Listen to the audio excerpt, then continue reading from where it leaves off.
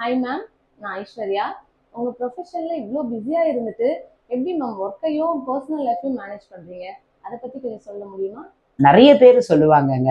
So என்னோட வெற்றி அப்படின்னு பார்த்தாக்கா, ஒன்றை இழந்து ஒன்றை அடையிறது தான் என்னுடைய வெற்றி அப்படின்னு சொல்லுவாங்கங்க.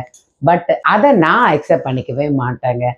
ரெண்டையும் எப்பொழுதுமே ரெண்டு கண்களாக நம்ம பார்க்கணுங்க.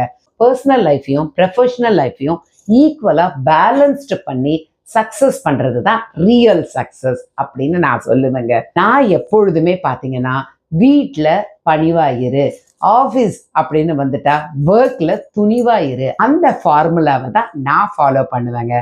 என்னை பொறுத்த வரைக்கும் எப்பொழுதுமே வீட்டில் அப்படின்னு பார்த்தா good mother of our children and good wife of our husband. நாம் எப்படி திறமையாக செயல்பட்டு வெற்றி பெறுவோம் அப்படிங்கிறது தாங்க வாழ்க்கையோட சூட்சமே இருக்கு.